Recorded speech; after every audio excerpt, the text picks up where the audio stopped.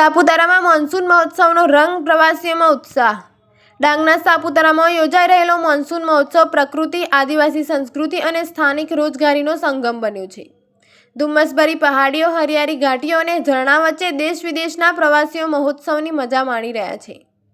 ગુજરાત પ્રવાસન વિભાગના આયોજન હેઠળ યોજાતા મહોત્સવમાં સાંસ્કૃતિક કાર્યક્રમો, લોકનૃત્ય, પરંપરાગત વાનગીઓ અને સ્થાનિક હસ્તકળા આકર્ષણનું કેન્દ્ર બન્યા છે।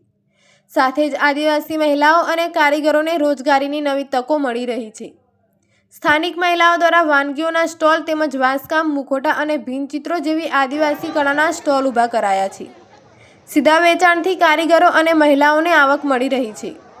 રોપવે, નૌકાવિહાર, ટ્રેકિંગ અને આદિવાસી કળાના જીવંત પ્રદર્શનથી સાપુતારા પ્રવાસીઓ માટે વધુ આકર્ષક બન્યું છે।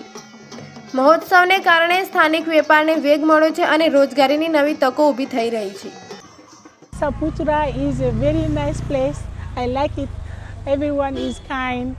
I want to come back another years. અહીંયા મોન્સૂન ફેસ્ટિવલ થાય છે, ખૂબ જ સરસ। એમાં જે નૃત્ય કરવામાં આવે છે, એ લોકોનું જે ટ્રેડિશન હોય તે પરફોર્મ કરવામાં આવે છે। વાવ, આપને જોઈને એટલી મજા આવી જાય। અને વેધરનું તો તમે પૂછો જ નહીં। અહીંયા પહાડ છે, આપને એમ બધા વ્યૂ જોવા મળે।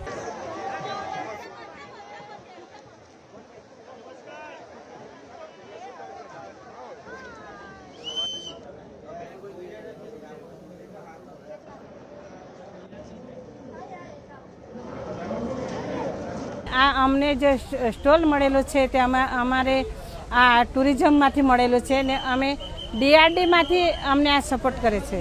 દરેક જિલ્લામાંથી ટુરિસ્ટ આવે છે, એ લોકોનો રિસ્પોન્સ અમને ઘણો મળે છે ને અમને એ લોકોને જમાડવાનો આનંદ ઘણો મળે છે।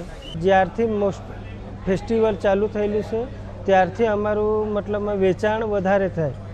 વસ્તુ બનાવીએ, ટુરિસ્ટ આવે એટલે અમારું મતલબમાં સરકાર તરફથી જે મોન્સૂન ફેસ્ટિવલ ચાલુ કરેલું છે એને માટે અમારું મતલબમાં વેચાણ વધારે થતું છે।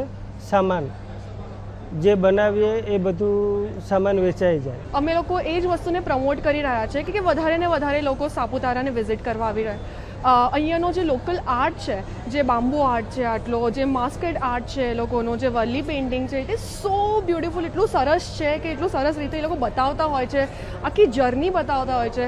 તો અમારું મેઇન મોટિવ એ છે કે એ લોકો આગળ જાય, આગળ વધે અને પ્રમોટ થાય બેઝિકલી।